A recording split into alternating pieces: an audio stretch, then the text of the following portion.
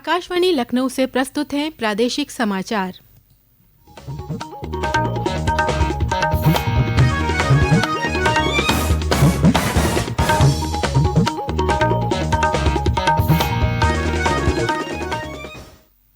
मुख्य समाचार। कोलकाता में डॉक्टर की हत्या के विरोध में प्रदेश में रेजिडेंट डॉक्टर्स का प्रदर्शन जारी, कई जगहों पर ओपीडी सेवाएं हुई प्रभावित। राज्यपाल आनंदीबेन पटेल ने आज लखनऊ में डॉक्टर एपीजे अब्दुल कलाम प्राविधिक विश्वविद्यालय के 22वें दीक्षांत समारोह में मेधावियों को दिए पदक। मुख्यमंत्री योगी आदित्यनाथ ने आज लखनऊ में उत्तर प्रदेश अधीनस्थ सेवा चयन आयोग से चयनित 1036 अभ्यर्थियों को बांटे नियुक्ति पत्र। और हर घर तिरंगा अभियान को सफल बनाने के लिए प्रदेश में निकाली जा रही हैं तिरंगा यात्राएं। मुख्यमंत्री ने कहा, एक भारत श्रेष्ठ भारत का प्रतीक है तिरंगा।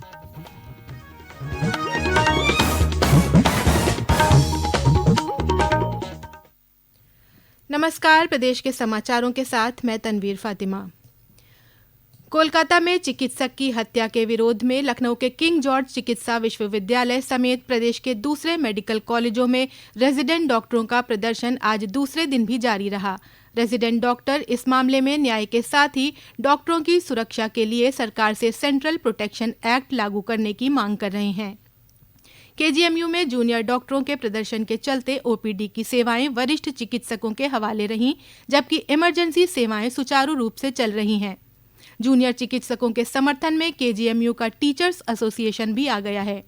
वहीं डॉक्टर राम मनोहर लोहिया आयुर्विज्ञान संस्थान में भी जूनियर डॉक्टर हड़ताल पर हैं।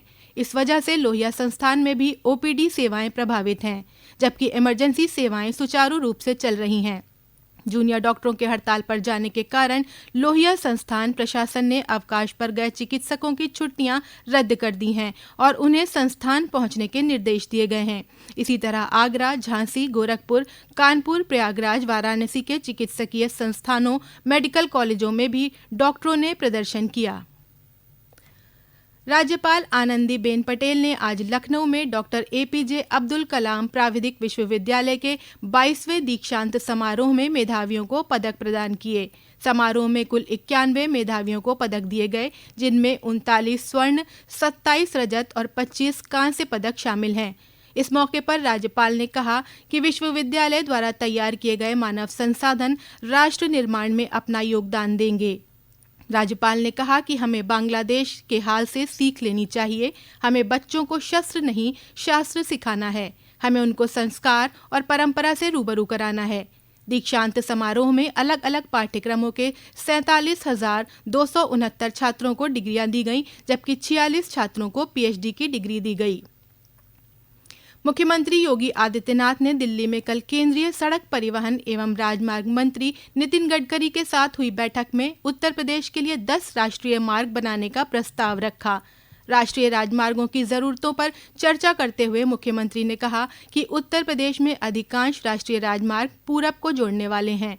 उन्होंने उत्तर से दक्षिण को जोड़ते हुए नए राष्ट्रीय राजमार्ग बनाने का प्रस्ताव रखा, जिसमें कुछ कॉरिडोर उत्तर प्रदेश, नेपाल, राजस्थान, झारखंड, मध्य प्रदेश और उत्तराखंड को जोड़ने वाले हैं। मुख्यमंत्री ने बैठक में 2025 में आयोजित होने वाले महाकुंभ से संबंधित परियोजनाओं को दिसंबर 2024 तक पूरा करने की बात कही, जिसमें प्रयागराज रिंग रोड भी शामिल है। इसके साथ ही 14 जिलों में नए बाईपास बनाने का प्रस्ताव भी बैठक में रखा गया। मुख्यमंत्री योगी आदित्यनाथ ने आज लखनऊ में उत्तर प्रदेश अधीनस्थ सेवा चयन आयोग यूपीपीएससी से चयनित 1036 अभ्यर्थियों को नियुक्ति पत्र वितरित किए। ये सभी अभ्यर्थी चिकित्सा, स्वास्थ्य एवं परिवार कल्याण समेत अन्य विभागों में चयनित हुए हैं।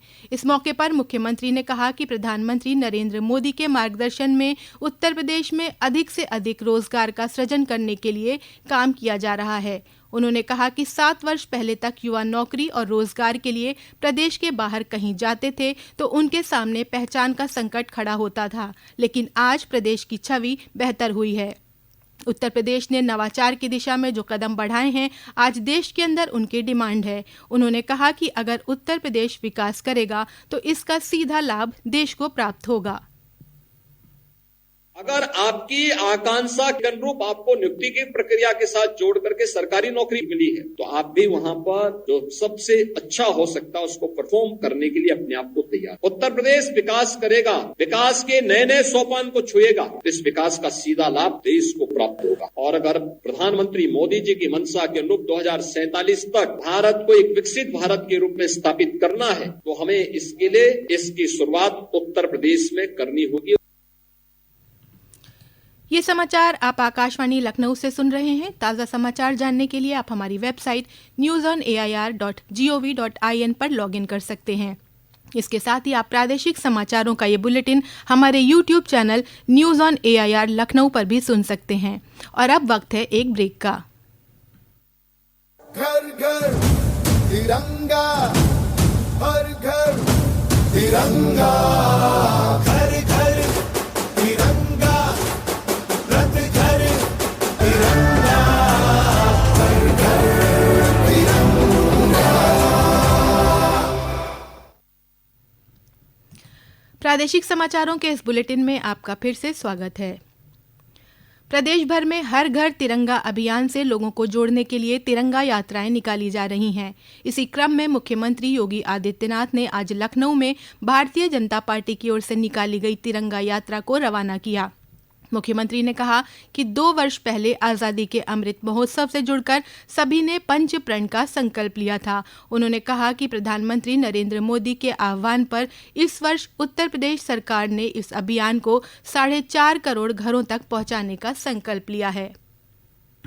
प्रधानमंत्री मोदी जी के आह्वान पर इस वर्ष उत्तर प्रदेश सरकार ने हर घर तिरंगा को 4.5 करोड़ घरों तक पहुंचाने के एक बृहद संकल्प को हाथ में लिया है। उत्तर प्रदेश के अंदर तिरंगा यात्रा जिस उत्साह के साथ युवा मोर्चा के उत्साही कार्यकर्ता भारतीय जनता पार्टी के मार्गदर्शन में निकाल रहे हैं, छात्रों के द्वारा, व्यवसायियों के द्वारा, तमाम सामाजिक सांस्कृतिक संगठनों के द्वारा इस अवसर पर जो उत्साह दिखाया जा रहा है ये नए भारत का दर्शन करता है, क्योंकि तिरंगा एक भारत श्रेष्ठ भारत का भी प्रतीक है। इसी क्रम में आज कानपुर में उप मुख्यमंत्री केशव प्रसाद मौर्य तिरंगा यात्रा में शामिल हुए। वहीं जौनपुर, मेरठ, बलरामपुर, मिर्जापुर, अयोध्या, हापुड़, आगरा में तिरंगा यात्रा निकालकर लोगों से हर घर तिरंगा अभियान को सफल बनाने की अपील की गई। केंद्रीय वाणिज्य एवं उद्योग राज्य मंत्री जितिन प्रसाद ने आज पीलीभीत में सब्जियों से भरे ट्रक को दुबई के लिए हरी झंडी दिखाकर रवाना किया। इस मौके पर श्री प्रसाद ने कहा कि जनपद में उत्पादित सब्जियां खाड़ी देशों तक निर्यात की जाएंगी। इसके लिए निर्यातकों को उनका मंत्रालय हर संभव सहायता उपलब्ध कराएगा। इससे पहले केंद्रीय राज्य मंत्री ने निर्यातक जागरूकता सम्मेलन को संबोधित किया। श्री प्रसाद ने कहा कि सब्जियों व अन्य स्थानीय उत्पादों को विदेशी बाजार तक भेजने के प्रयास किए जा रहे हैं। इस मौके पर उन्होंने बेहतर काम करने वाले कई निर्यातकों को सम्मानित भी किया। पुलिस भर्ती एवं प्रोन्नति बोर्ड की ओर से सिपाही भर्ती की पुनर्परीक्षा 23 से 31 अगस्त के बीच कराने के कारण उत्तर प्रदेश लोक सेवा आयोग ने अपनी 3 भर्ती परीक्षाओं को टाल दिया है। आयोग के सचिव अशोक कुमार की ओर से कल संशोधित तिथि जारी की गई। अब होम्योपैथिक चिकित्साधिकारी स्क्रीनिंग परीक्षा 15 सितंबर को प्रथम एवं द्वितीय सत्र में होगी। वहीं होम्योपैथिक आवासीय चिकित्साधिकारी स्क्रीनिंग परीक्षा 18 सितंबर को कराई जाएगी। इसके अलावा सहायक नगर नियोजन 2023 मुख्य परीक्षा 25 सितंबर को कराई जाएगी। चिकित्साधिकारी यूनानी 2023 स्क्रीनिंग परीक्षा पूर्व निर्धारित तिथि 6 अक्टूबर को होगी। सुल्तानपुर के MP MLA कोर्ट ने आप नेता और राज्यसभा सांसद संजय सिंह समेत 6 लोगों के खिलाफ गिरफ्तारी वारंट जारी कर दिया है। इसमें समाजवादी पार्टी के पूर्व विधायक अनूप संडा का नाम भी शामिल है। कोर्ट ने पिछले सप्ताह मामले में सजा सुनाने के बाद शुक्रवार तक सरेंडर करने का समय दिया था, लेकिन कोई सरेंडर करने नहीं पहुंचा। ऐसे में अब गैर जमानती वारंट जारी किया गया है। अब इस मामले में 20 अगस्त को सुनवाई होगी। और अंत में मुख्य समाचार एक बार फिर। कोलकाता में डॉक्टर की हत्या के विरोध में प्रदेश में रेजिडेंट डॉक्टर्स का प्रदर्शन जारी। कई जगहों पर OPD सेवाएं हुई प्रभावित। राज्यपाल आनंदीबेन पटेल ने आज लखनऊ में डॉक्टर APJ अब्दुल कलाम प्राविधिक विश्वविद्यालय के 22वें दीक्षांत समारोह में मेधावियों को दिए पदक। मुख्यमंत्री योगी आदित्यनाथ ने आज लखनऊ में उत्तर प्रदेश अधीनस्थ सेवा चयन आयोग से चयनित 1036 अभ्यर्थियों को बांटे नियुक्ति पत्र। और हर घर तिरंगा अभियान को सफल बनाने के लिए प्रदेश में निकाली जा रही हैं तिरंगा यात्राएं। मुख्यमंत्री ने कहा, एक भारत श्रेष्ठ भारत का प्रतीक है तिरंगा। प्रादेशिक समाचारों का बुलेटिन यहीं समाप्त होता है। नमस्कार।